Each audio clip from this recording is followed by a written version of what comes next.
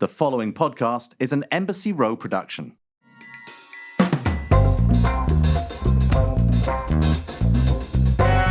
Welcome to a new episode of the Shaken and Stirred Show. I'm Nigel Barker in New York, and I'm with my co-host Tom Astor in Oxford. Tom, how are you, mate? Very well, thanks, Nigel. Yeah, getting on with it. I like the way you've sort of off-centered yourself to camera, so that there's a grand piano off to your, your right. Well, the grand piano in the picture. That's a good little hint at tonight's guest and her potential connections to. Oh, I see. You're going to bring up past amours, are you? That's always a good one. You know, you can talk about her ex-husband, and we'll talk about your ex-wife. How about that? That sound fun? Yeah. No, I'm not allowed to talk about my ex-wife after 7 p.m. Right. So there you go. And I'm not sure she's allowed to talk about her ex-husband ever. But what are you drinking, old boy? I'm not drinking a cocktail per se. Actually, I am drinking sake. And I've discovered this delicious sake called Azure.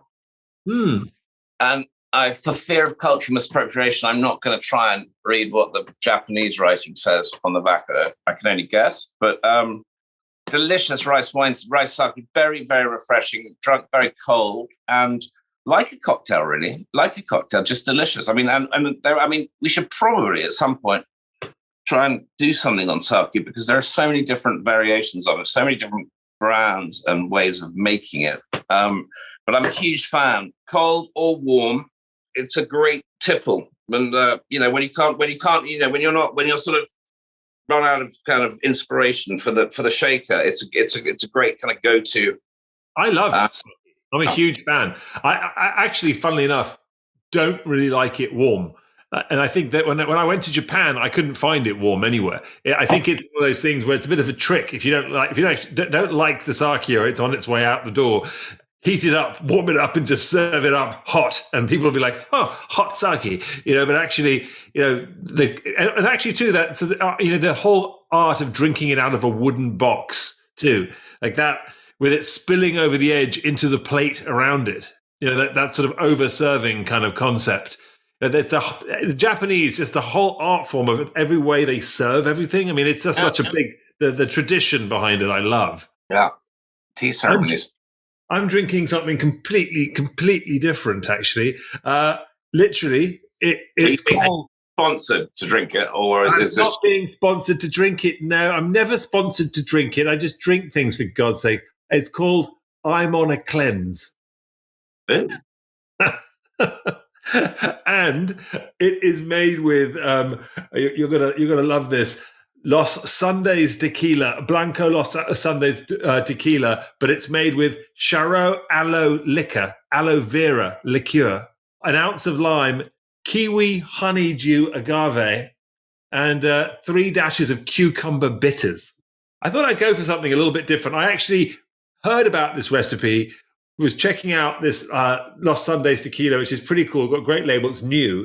And I was just looking at their recipes. And what startled me was that all too often, it's always the same thing with tequila. It's always mixed into the same drinks, the same margaritas, the same everything. This was the first time I'd really seen a really eclectic, and this is one of like 15 different things they can do that they're suggesting that you do with it. So hey, I've not actually tried it. So this is it. This is it right here. It's Cheers. Alcoholic. Now it's got alcohol. It's yes, but it's okay. What's the cleansing bit? The lime or something? I have no bloody idea. I've always thought a margarita should be a cleanse. I remember ages ago. By the way, it's delicious. I remember ages ago, I was doing a cleanse, one of those ridiculous cleanses that everyone always, you do after Christmas or whatever. You're trying to cleanse your system out. And it was sort of day 3, and I was starving, and I was drinking these things. And it was, one of them came, and it was basically lime and pineapple and some puree. And I was like, whoa. Anyway, I actually cheated, and that was my last day. And I hadn't drunk one, and I mixed it with tequila, and it was all of a sudden brilliant. It was like the best tequila mix. And I remember doing a post back then, this was a few years ago, and I was like, oh my God, if you've ever done this cleanse, take it, mix it with tequila, and guess what? Lo and behold, a year later, Skinny Margarita comes out, and I missed the boat on that one, because that would have been the most perfect combo right there, Tommy. I'm so pleased that you said it was went down that way. I thought you were going to say something like you're on a cleanse and you had some kind of tequila enema or something. Well, yes. Well, thank you for that. Well, the reason I said that is because when you had a sip of your drink just now, your eyes started watering. And I just yeah. It's what always happens when I look at you at this hour of the evening. My eyes start to water, especially when there's a photograph of me on the grand piano, Mr. Can you see that? Oh yeah, of course I can. Listen, Nigel, you're always here, even when you're not. I'm always here, looking at you. I'm sure you've got one in your bedroom too. Booze news, my friend, and I can tell you there's some interesting intergalactic booze news. Whoever thought booze news would come from a planet far, far away? I'm talking about wine aged in space. Space wine. Have you ever heard of such a thing? Space wine on sale for $1 million. $1 million. It's basically, joking aside, they actually took up 12 bottles of Petrus 2000 and they kept them up there in space for 14 months, and they're being offered for sale by Christie's, and they're only selling one of these bottles for $1 million. And the interesting thing is you can buy a regular bottle of Petrus for $6,000 to $7,500, and it's kind of interesting what they're doing here, because this extraterrestrial bottle is being sold alongside an actual bottle that aged the exact same amount of time on Earth. So you're buying sort of the two at the same time, so you can do a taste test between space wine and Earth wine. Do you know something? That's just, I've got to say, that's just the most ridiculous thing I've ever heard. I mean, you can get a case of whatever. You can get a case on Primo, or so let's say a really good, something decent like a Lynch Barge, right? I can go to my cellar, I can get 2 bottles of Lynch Barge 2000 out, and I can open them both up together, and I can taste one bottle, and it'll taste completely different to the other bottle.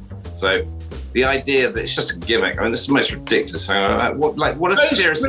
Ridiculous. Unbelievable. It's absolutely outlandish. In fact, it sounds like complete BS from outer space. But guess what? It's true. And also, you got $1 million to spare. Give it to freaking someone like more deserving. I mean, it's ridiculous. It's the most. That's not news. That's just ridiculous. It's not even a good joke. It's insulting. There you have it, people. We're insulted by the news. So we might as well just get our guest on, shall we, and start really get the insulting going. Very, very excited about our guest today. I first met her in Marrakesh, Morocco. And I actually, when I think back on it, it kind of reminds me, some reason I feel like I was in a James Bond movie, although I was actually shooting America's Next Top Model, which is completely nothing like a Bond movie, except when our guest showed up. And then all of a sudden, I did feel like Bond for a minute. I was photographing her for Vogue at the Très Chic Le Mamounia, which, Tom, you know the Mamounia in Marrakesh. Mamounia, thank you. Sorry, I always get it wrong, and Tom always gets it right, and that's why you're here, Tom. And you'll know our co-host. You'll know our guest today as the co-host of the Food Network's Emmy-nominated show, The Kitchen, amongst other great shows about food. She's also a best-selling author with a new book just released called It's Not Complicated. She's gorgeous, as proved by her appearance in People magazine's The Beautiful Issue, and now her career's hit an all-time high as she's on the Shaken and Stirred show. Welcome, Katie Lee Beagle. How are you, Katie? Oh, thank you so much for having me. I have to say, it sounds so glamorous. We meet in Marrakesh. Right? I wish I was that person, that glam. Well, the photographs too. I looked back and I was like, wow, there was some really gorgeous shots. I mean, I've had a chance to photograph you a couple of times now. You also appeared in another shoot that I did. I was doing a whole series of portraits called Raw, and we'll get to that later. But it was that shoot where Andre Leon Talley, editor-at-large of American Vogue, who was also working on America's Next Top Model. What was the story behind you being there? Because you weren't on the show, were you? You were just there for some other thing. Totally random that I ran into Andre when I checked in the hotel. I was there with an ex-boyfriend. We were on vacation, and Andre was one of I walked in. It's hard to miss him. And there he was in the lobby. I said, "Hi, Andre." And then we hung out the whole trip. Remember, we went to that vintage caftan store. And then we met that young woman who had the beautiful riad, and we went to a dinner party at her house. I mean, you all made my trip. It was great. Well, you made my trip. I mean, I think, by the way, I had nothing to do with the boyfriend being ex now, people out there. There's nothing to do. You saw the pictures, you might wonder, because they are rather hot. I was looking at them myself and I'm like, wow, this is kind of a hot moment, Tom. But then, Marrakesh will do that to you. It's one of those places which is just gorgeous. It's super romantic. Those caftans were a little sheer from what I remember. Yes. And we took some gorgeous pictures, and it was what an amazing time. In fact, one of those pictures ended up on a book of yours, if I'm not wrong. That's right. It became my author photo for my novel, Groundswell. Fantastic. And the picture that you took that was in Vogue it's one of my favorite pictures ever. I love that shot. Such a pleasure. We've kind of jumped the gun here. Katie, what are you drinking? So I am just drinking one of those sparkling water fruity drinks because I am breastfeeding and I'm off the soft for the most part. I have my alcoholic beverages at night after I've finished for the day and I'm off duty. I've got a funny story about that actually. But what fruity drink is it? It's one of those Spindrifts. Spindrift was the sponsor of our podcast for a minute there. So I think they're secretly still sponsoring us, Tom, and our production hasn't told us, because our guests keep turning up drinking Spindrifts, and we're like, this is very suspicious because why are they drinking Spindrifts? So listen, you talk. Okay, you're breastfeeding. Congratulations. I know you have a beautiful daughter, Iris. That's her name, right? That's right. Yeah. How old is she now? She's 8 months old, and I am totally obsessed with her.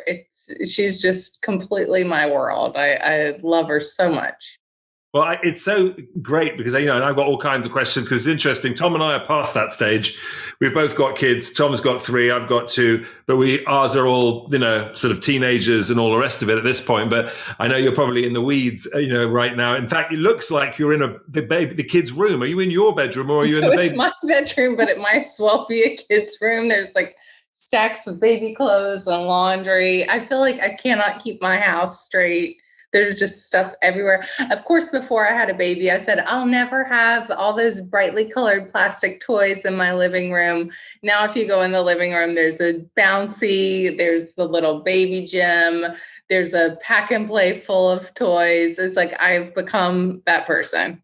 I remember wrapping up my sort of coffee table in this horrible bumper, which was to stop the child from banging his head as they ran along the ground. And in the end, my entire house was like taped up and wrapped up, and it couldn't have been uglier. It looked like I hadn't moved out and I just left everything out of the boxes, but I was quite happy with it. I think that's a thing that parents go through, that sort of total fear. Sure. And I got to say, I do love just the way you've handled having a kid and the way you've brought her into your sort of public life in a way too, because it's such a, obviously some people choose not to do that. And you've chosen to sort of have Iris as a part of your family in a very visual way, and I've seen her on your Instagrams where you're cooking and you're doing some sort of meal prep or something. And she's like on the ground banging or something or playing around at your feet. And it's just so funny, Yeah, I like to, I don't put her on every day and I don't show her face a whole lot, just sometimes. And it's not entirely a conscious decision, but in some ways it is. I just don't want her to be overexposed and on social media all the time. If she grows up and says, Mom, why did you show me doing that? I'm embarrassed. So I just figure I have her every once in a while. And so, but she's such a big part of my life that she's always going to be peripherally in on it. Well, I think the interesting thing, what you're doing, though, is that it's not like some people, and this is not a judgment. This is purely, you watch what people are doing, and I've got some of these people are my good friends, who very much like their kid is born, and like they buy a dog or something, and all of a sudden, within the moment they get that new person, that new dog or that new kid, it has an Instagram account, and they have their own sort of name and their own fan base, and they're sort of promoting sort of separate pictures just of the babies it's growing up. And, it's sort of like creating that whole platform for a child, which again, I probably sound like I'm being judgy. I don't mean to be. It's not for me, that particularly thing. I mean, my kids are on my social too, but not like publicly like that. I honestly don't think I'd have time to do it. I barely can figure out what to post of my stuff. I feel like I'm boring, and I'm always trying to think, well, okay, I guess I got to make a recipe. Let's put this up here. So if I was having to do a separate account for her too, I would just run out of time.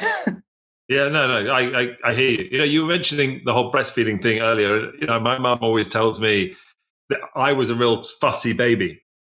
And I'm not sure how Iris is, but I was super fussy, and the sort of midwives had told her that she should actually drink Guinness and whilst breastfeeding.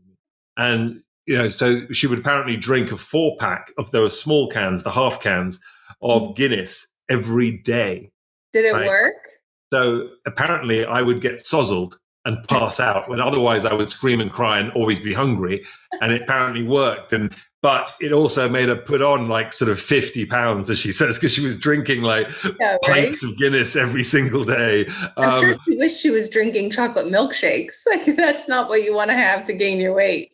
No, well, there you go. Well, the funny thing is to this day, Guinness is probably my go-to beer. So, you know, I always had it on tap from an early age. It was only when he had his own children with Chrissy that she had to lay down the law and explain that his Nigel's breastfeeding days were over, as he sort of got jealous of his children. Brought back so many fond memories.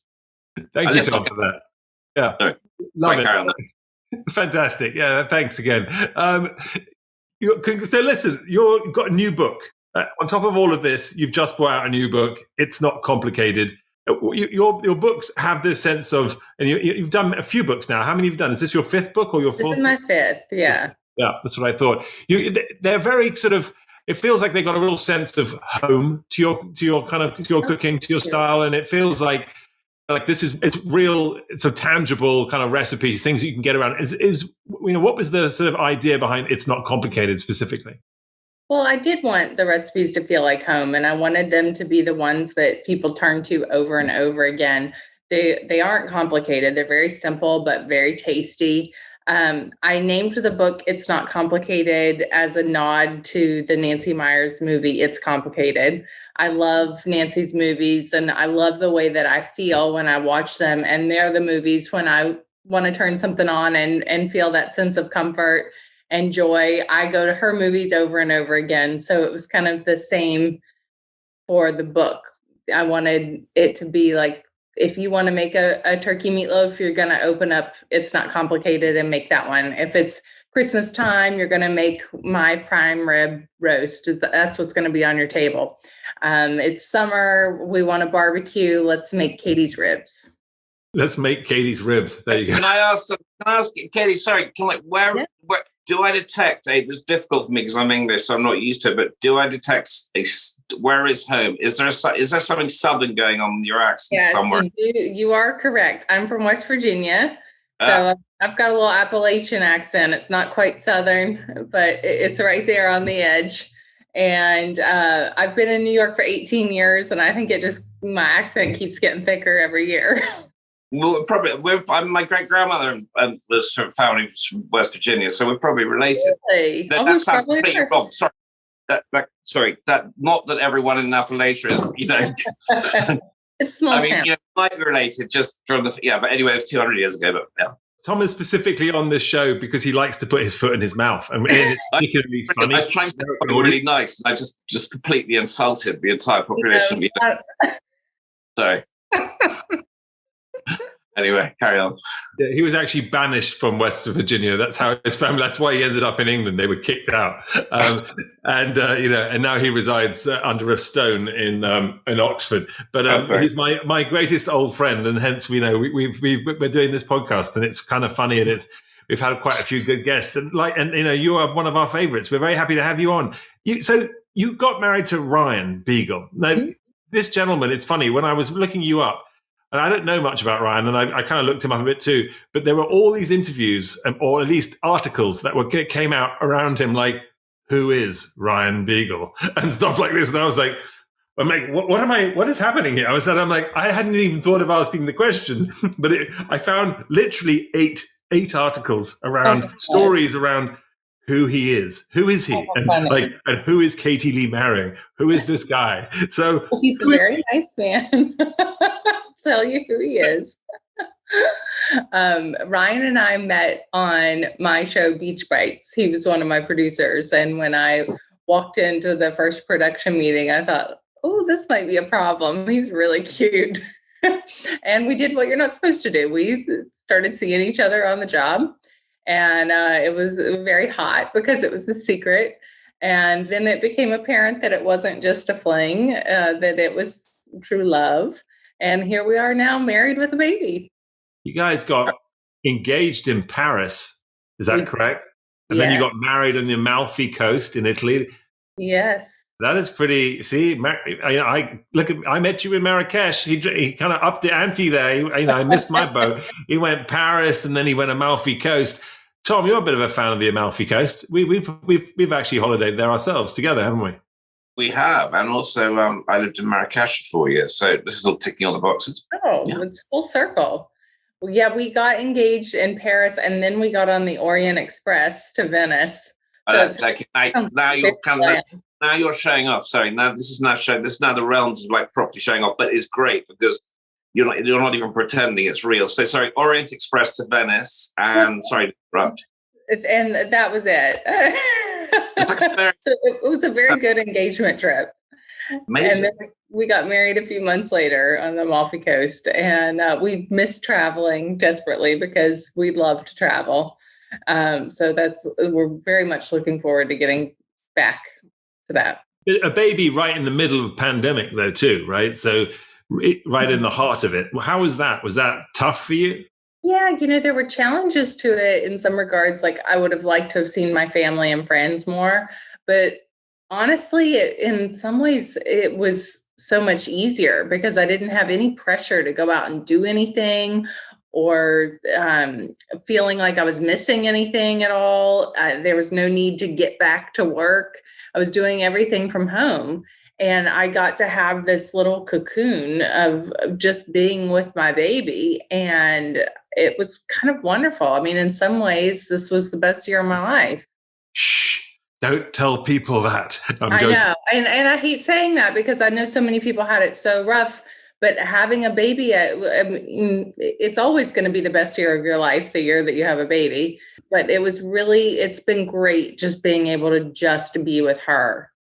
The funny thing is that, and I, joking aside, there are several people, and myself included, who the elements of last year, this, not talking about the actual, obviously the pandemic itself and the illness, but the fact of what it caused, the sort of force majeure of having to be with family and, hanging out and not having actual work to do because all productions were cancelled, was one of the most wonderful things that's literally ever happened to me in my life. And I'll never stop thinking about the times I had with my kids. We did random things like build rock walls that I've wanted to do for years around my property. And, that all of a sudden we had days, if not weeks, to actually build a rock wall as a family together, Right.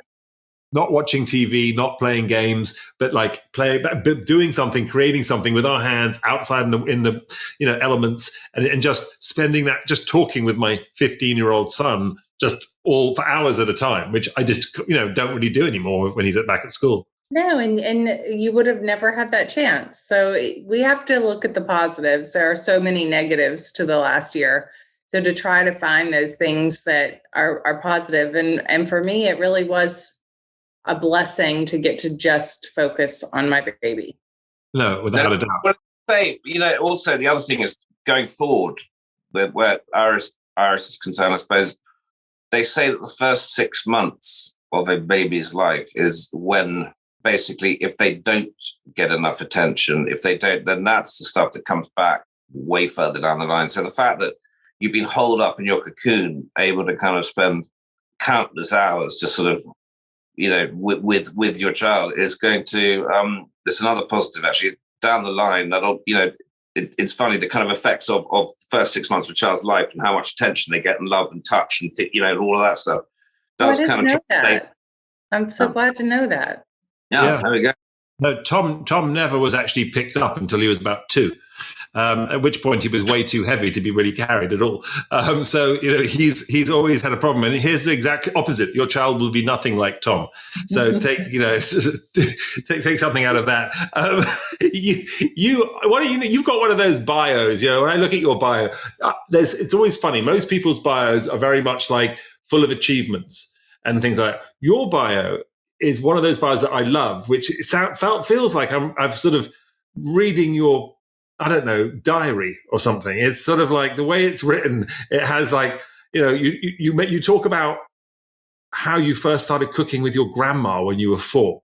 Like most people don't do that. They don't talk about, I first picked up a camera when my mum bought me a camera when I was 12 and it was a Brownie, which is my true story, right? But my bio is like, Nigel Barker from 18 seasons of America's Next Top Model, also in The Face with Naomi Campbell for 2 years, and has written 4 books. Yeah, it's like whatever. Like it's a list of my achievements. And I read your bio. I wondered if I should have that in my bio, so I'm glad you said that. I've always thought, is that corny that I put that in there? So, I me, I'm not going to miss a trick, honey. I saw that and I was like, as I was reading through, and I'm like, wait a second, is this her bio? And I looked at the top and I'm like, am I on her bio page or am I reading a chapter out of her diary? And I kept reading it, and it's done in your handwriting, and it's very girly. It's like a very girly kind of page. And I was like, I almost felt guilty for it. I'm like, wait a second, am I going to find out some secret? But is that so? Like it even talks about how you used to get up on the table, pull up a chair, and make biscuits. Mm-hmm. She'd pull a stool over to the counter, and I'd stand there with her on the stool and pat out the biscuits. That was my favorite thing. Every Saturday we did that, and we lived in the same neighborhood as my grandparents, so that was the routine. Was just going over there, and I'd always be cooking with her, and she was my babysitter. My mom was really lucky to have my grandparents there to just drop me off. And I just grew up loving food, and it was all we ever talked about. And I'd go over to a friend's house to spend the night, and I'd come back and my mom would say, "Oh, how was it?" And I'd say, "They make biscuits out of a can." I was like very judgy as a child about other people's food. It's funny, and I guess we all have a bit of that. And my wife is from Alabama. And I met her in Milan, in Italy. She was modeling. And I remember she had a care package sent to her from her family to Milan. And meanwhile, while we were in Italy, we were getting the best pizza, naturally, great red wine, no surprise there, unbelievable fresh food, all the rest of it, like as you would in Italy. And her family had sent her a package of things that she was perhaps missing. In it was 2 cans of Cheese Whiz. I can tell you, I have never seen anyone quite so happy to receive cheese in a can as she was. And she opened it. She was like, this shrill shriek of Cheese Whiz. And literally amongst all these Italians, she popped off the horrible luminous orange top and sprayed this disgusting cream cheese into her mouth. And that was it. You were in love. I know. I was like, shit. Can I take this back? What happened? But you talking about being judgy, there it was. But ultimately, I think what I love about my wife is her total down-to-earth authenticness. Like she doesn't care. She just is who she is. And for that, you would never want to change a damn thing because it's so hard to find that. And it feels to me with you too, like that's a lot of who you are too. You are someone who is just sort of take me or leave me. This is my place. It's even like when like I said, when you got up, I'm like, oh, is that your kids' room? Because I love that. It's like, I feel like I'm in your house. Like I'm with you right now. You definitely are. No, I feel like it's just, I don't know. I can't imagine trying to put on. I think it just takes too much effort. I am who I am, and I think I'm pretty nice. So I just want to be authentic and put it out there. I'm not easily offended, and I like most people, and so I think that I'm easy to get along with. And I'd say most people are that way if you just be yourself and be true to who you are. No, without a doubt. It's not common though in the world of entertainment, as you will know. And I'd say in the world of social media as well. Like we've all gotten so used to, it used to be that you'd look in a magazine and the pictures were airbrushed and you'd think, oh, I want to look like that. I want to look like that. And you'd have to remind yourself, well, she's got hair extensions on and she's been airbrushed and has perfect lighting and a great photographer and the whole thing. And then now with social media, it's just constant that you're looking at images that aren't necessarily exactly like somebody's life. It's not just a picture in an editorial. It's supposed to be someone's life, and it's not exactly accurate. And I find myself sometimes looking at people, I'll look at other moms who have babies the same age as me, and I'll think, God, she's in such good shape. I look awful. And I try to remind myself that everybody's journey is different and at different stages. And, I'm just not there yet of doing the workout all the time. And some people are, and some people just snap right back to it. And some people are using a filter and pretending. Do what I do. I mean, I don't do social media, and I don't have anything to do with this podcast social media. But if just get someone who's really good for your business to do the social media thing in line with what you're doing for your business, and just literally, I promise you, I swear to God, I don't do social media. I like Facebook, Instagram, whatever. I don't do any of that. And literally, because I don't do it, I'm oblivious. My God. Great, amazing. I didn't have to compare you to anything other than yourself. Nothing to compare. So, it's like, just, by the way, there's the man who's wielding a knife as he's been talking. What are you doing with that butter knife? He's been holding this knife around, and it's been going like this the whole time. I'm like, wait a second, is he going to cut someone? What's happening here? Are you buttering bread, or what are you doing in there? No, letter openers. I write letters, which means I get letters back. So sorry, they're letter openers. It does look a bit weird. I know, it's like, yeah. It's a little letter opener. Right. I didn't know where you were going when you were saying get somebody to do. I thought, what? Yes, get someone to do your social media for you, and don't worry about it. It takes up far too much time, and it's completely ridiculous. I'm wondering what's going to happen in 5 years' time.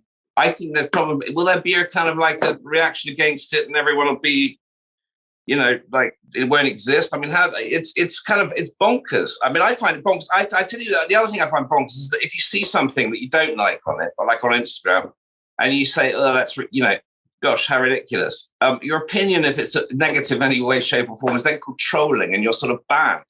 So, so in that sense, there's no balance to the whole thing. It's like it's like a sort of I don't know. I find it quite sort of narcissistic, sort of rather bizarre.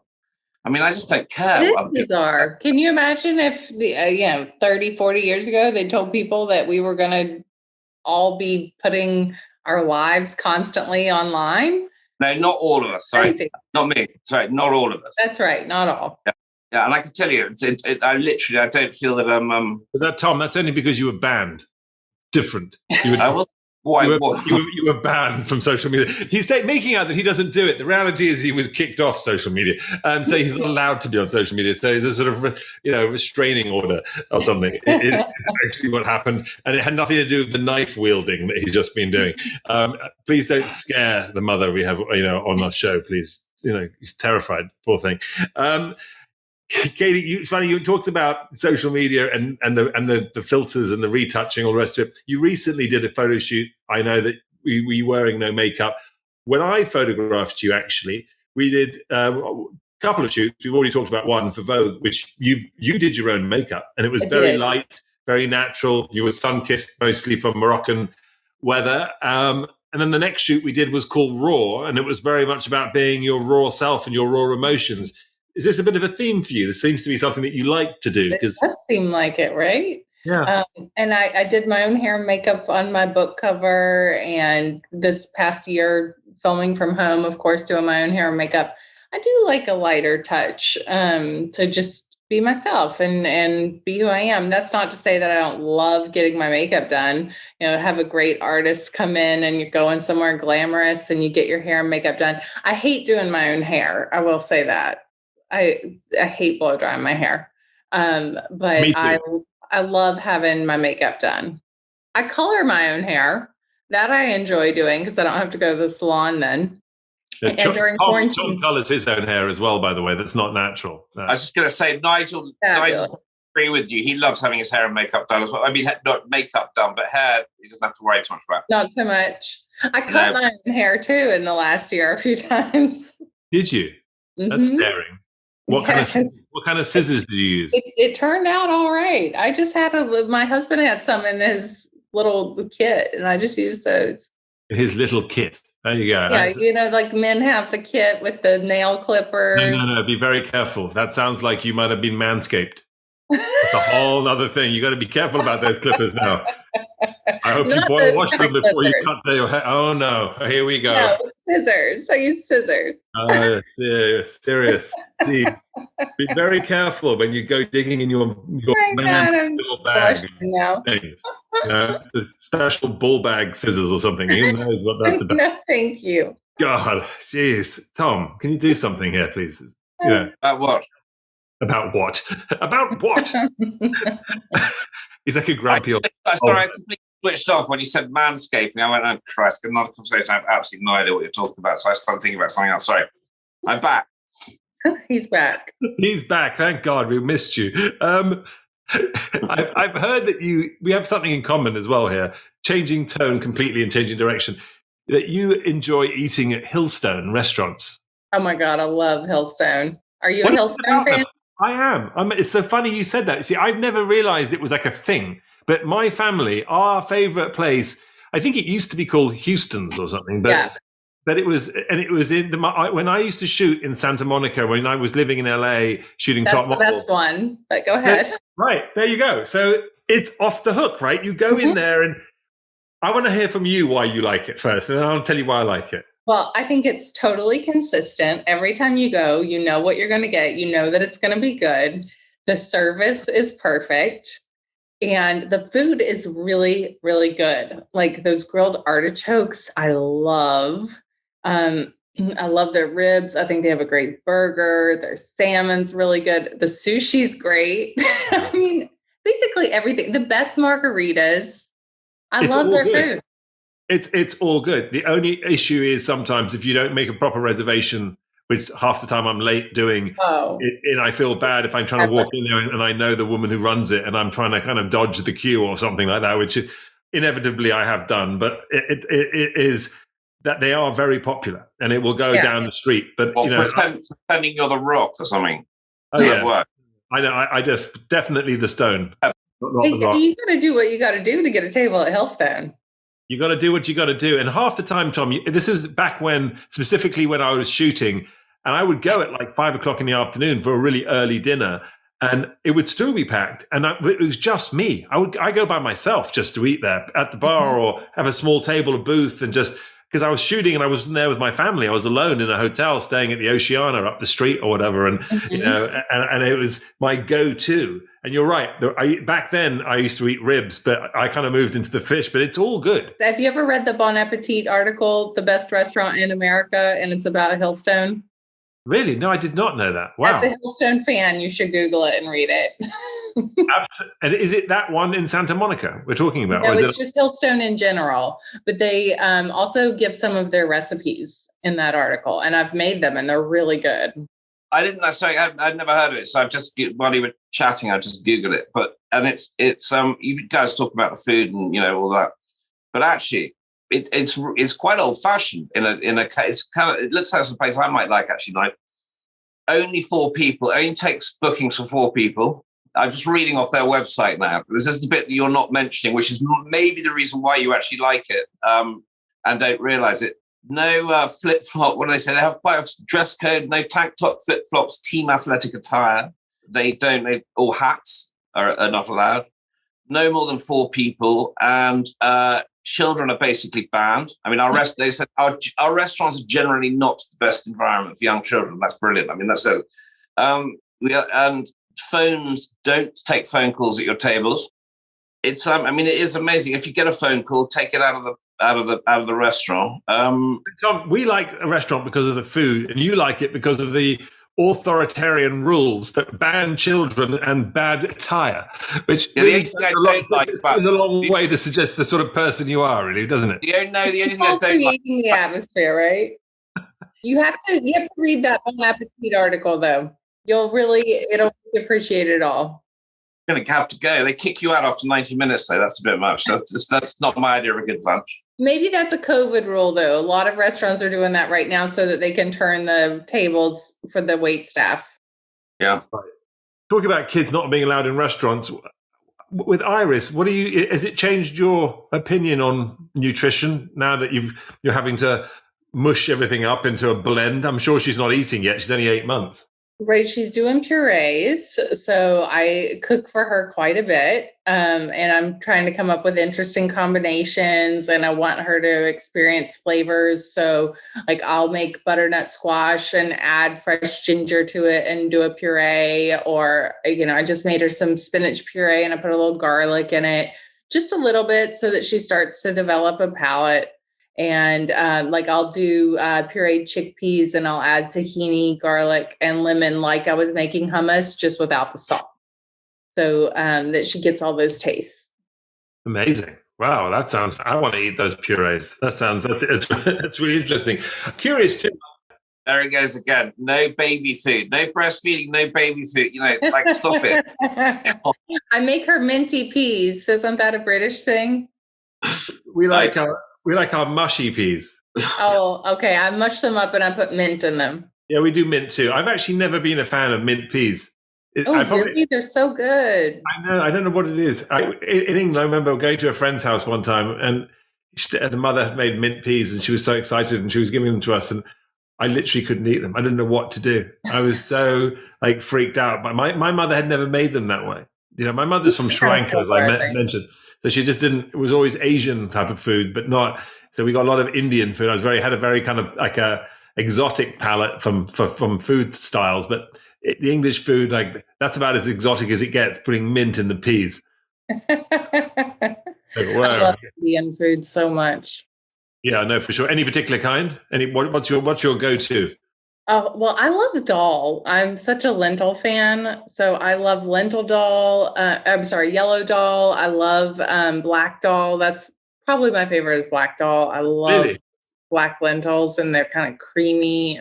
Just love it. I'm a huge fan. So in Sri Lanka, we call dal paripu. Is the Sri Lankan name for when you make lentils dal. It's called paripu. And I'm not sure how you make it, but we do ours where it's a yellow orange lentil. You wash it a few times. You boil it in water until the water evaporates. You pour in coconut milk, about a cup and a half of coconut milk to about a cup and a half of lentils. You can let that simmer. I also put in the. But you never put the lid on once you put the coconut in, right? And then you put it in a separate pan. You're frying your onions, garlic, curry leaves, cumin, turmeric. You might even put in a little bit of tamarind if you put it down in some water to give it a bit of a sort of saltiness to it too, and a little perhaps that other kind of flavor which is a little bit different that tamarind has. Then once that's done, that goes into the lentils, and we're going to add salt, pepper, and probably lemon juice once you turn it off, just to kind of taste it. But also we put in spinach and tomatoes that have been blanched to get rid of the skin and what have you, and then that's the whole thing. And voila, it's kind of like a peasant food, but the best food ever. Yes, that sounds so good. I've been wanting to do a lentil coconut milk puree for Iris. So you have been kind of inspired. You guys should be doing a show together. You should be cooking together. I'm all in.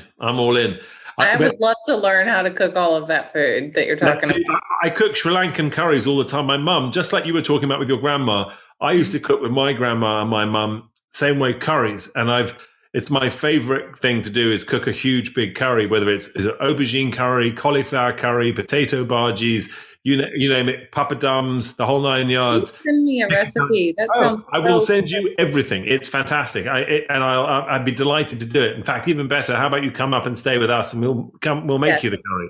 All right, I'm in. I grew up as a kid having paripu, which is lentils that you said, with rice and maybe a little bit of mango chutney to sweeten it. And that was like, from a kid's perspective, you mush it all up together and it all becomes like a kind of looks like a risotto or something, like a lentil risotto almost, if you can imagine. And it from a kid's perspective, it's just every mouthful is perfect because it's slightly sweet, slightly savory, and it's got that, the warmth of the lentils and the comfortness of the rice. Yeah, so it's just a real easy thing to eat. So good. Doesn't sound that. Hang on, what mushed up curry poo? You've got to say that as a sentence doesn't sound that good. The way he the way he described it's good. We could maybe put a different spin on it, like I don't know, give it a different label. Mashed up curry poo. I'm not like salivating here very much. So it's not for adults, Tom. It's a children's food. We're talking kids. I was a small child. All right, sorry. Tom's keeping it real. There is a new Indian restaurant in New York that you should check out. You haven't been there before. Yeah? Called Sona. Sona. Sona. Oh, I heard about it. Is it good? Yeah, it's Priyanka Chopra's restaurant with Manish Goyal. Manish is a good friend of ours, and he's appeared on the Shaken and Stirred show before. And he's opened a new Indian restaurant called Sona, and it's really fabulous. It's done a great job with it. Oh, I'll definitely check it out. And we can help you get a reservation. Not that you need any help, but it's a little bit of a hot place to get into. So I always need help. I never know how to get a reservation. That's why I go to the same restaurants over and over again, because once I know how to get a reservation, then I'll go back. That is the ticket. And in New York City, this is one of those hot restaurants too. It's brand new. They just opened it, and everyone, and their uncle's trying to get a reservation in there. But it's my friend, one of my closest friends. He's a great guy, and he's just done such a great job. The ambiance is fabulous.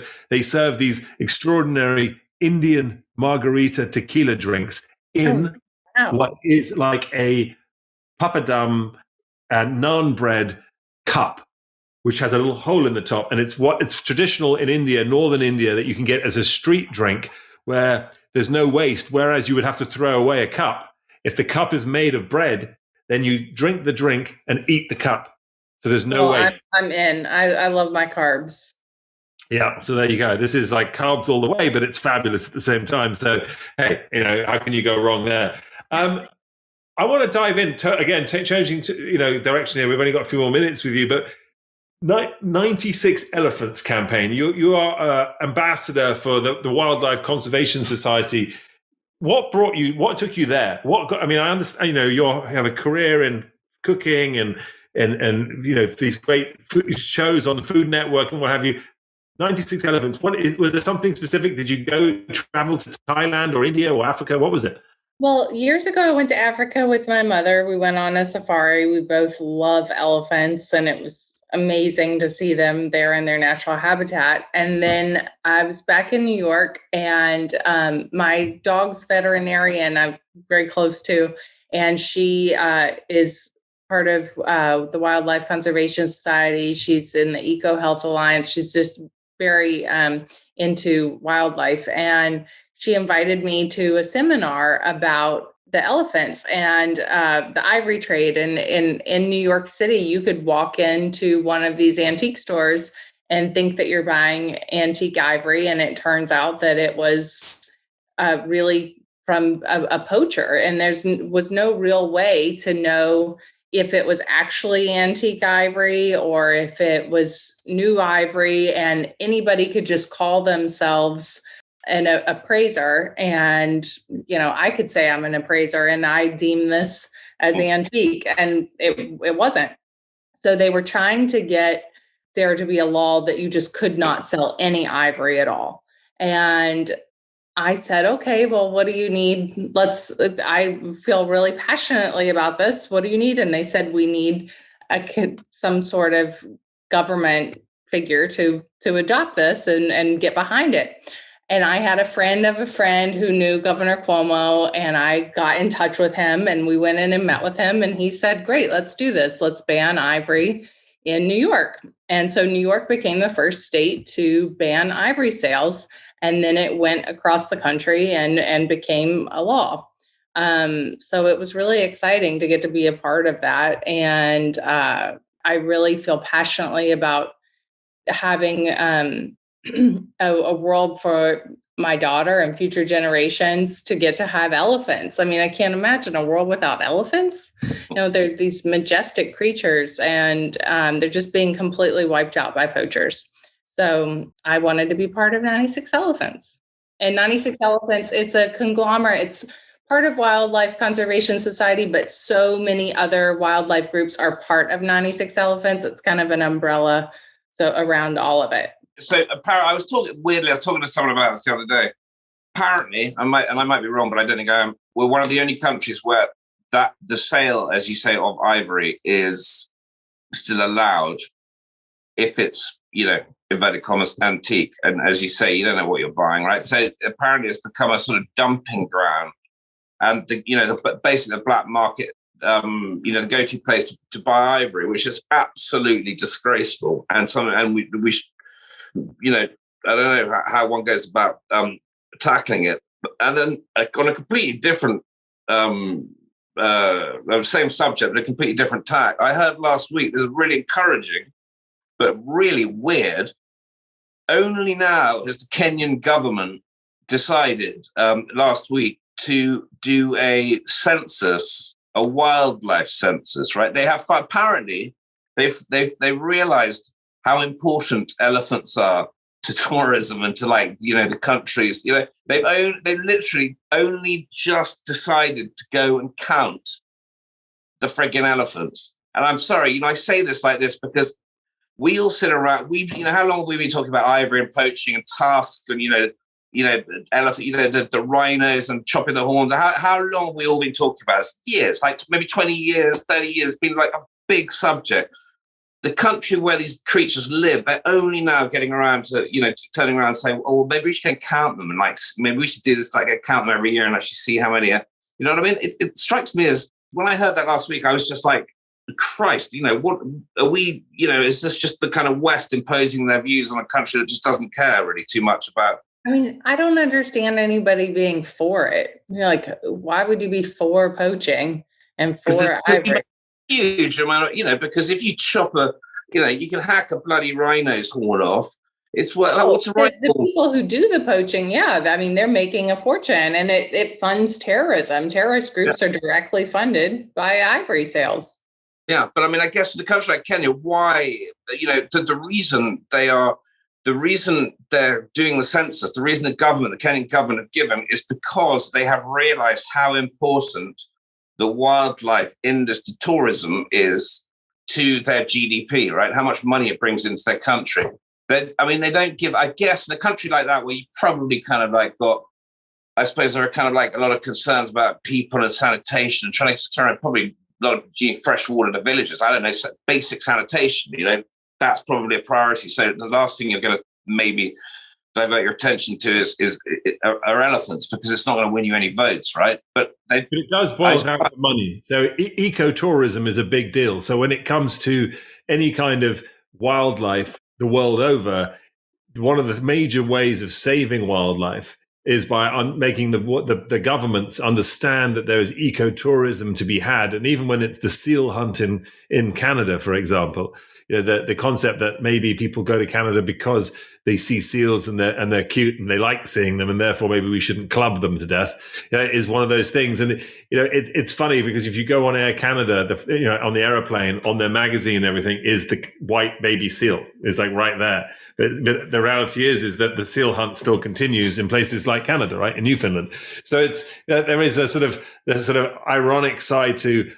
Which is not shocking, because unfortunately, as with most governments, it all comes down to the pocketbook. Your purse. It's how much money are we getting, and who's suffering? And from a human standpoint, are we going to take money away from farmers or from people who go hunt? We don't want to lose constituents. We don't want to be unpopular. We don't want to be seen to be too weak or to being apparently looking after our planet and animals seems to be a sort of green left-wing approach to handling stuff, right? Which is bonkers, And I think we all agree. Look, we've only got you for a couple more minutes. I want to quick. We have something called Last Orders on Shaken and Stirred Show, which is pretty much some rapid fire questions, pretty easy stuff. I'm assuming you're ready right now. You look like you're ready. You've been chill this entire time. You've been such a chill guest. I got to say, I feel like I'm literally having a drink with you in your living room or in your bedroom. Actually, it's a bit weird, but that's okay. So here we go. Very, very simple. First one, I'm going to give you an easy question straight off the bat. What's your favorite ingredient? What is your go-to ingredient, Katie? Ooh, would have to be garlic. Garlic. There you go. My wife doesn't even like garlic, so she very sparingly do we use garlic. I love garlic, but apparently the Queen does not like garlic in any of her food. Oh. There we go. So I love garlic too. But your Queen, Nigel, and our Queen apparently don't. Anyway, sorry, I thought I'd shut that. There you go. I don't know whether it's because she then has to talk to foreign dignitaries and doesn't want them going back to whatever country they come from. If everybody eats the garlic, it cancels out. And it's literally just thinking all associations with our Queen are just this sort of rather like kind of.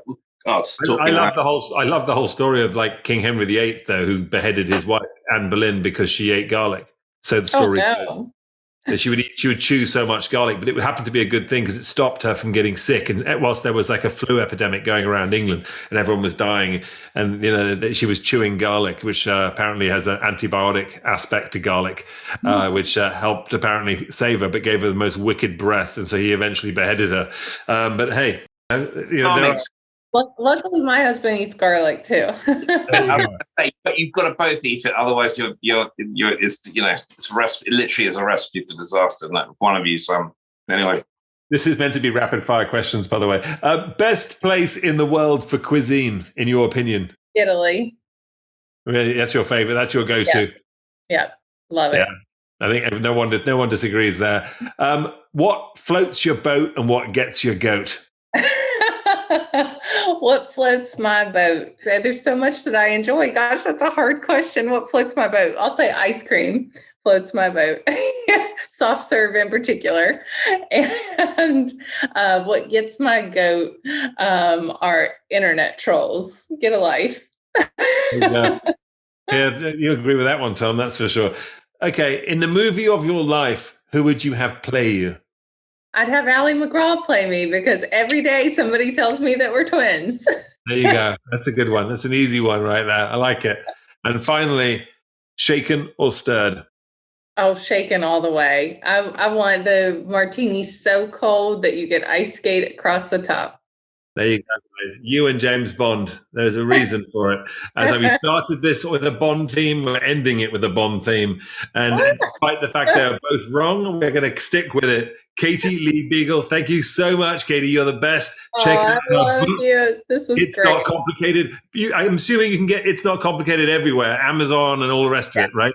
Yes. Fantastic. Well, good luck with it all. Thank you so much for having me. I want a Sri Lankan curry sometime, and we're going to Hillstone on another occasion. Tom, we're going to have a cocktail someday. You're going to have to come for the curry and the Hillstone too, because you haven't had Hillstone. Love to. I think we're all heading out. Hopefully, if all is well, we'll be out at the end of the year. We'll be coming out to the West Coast. I presume that's where you are, is it? No, she's not. I'm New York. Well, we'll do that in New York. And leave that letter opener at home. Yeah. Plastic. Okay, sounds good. Thanks so much, my love. All the best. This is the Shaken and Stirred Show. We love you. Cheers. Cheers, guys. Bye. Thank you very much for listening. That is Shaken and Stirred. We will be back next week with another podcast and another fantastic guest. And stay safe. See ya.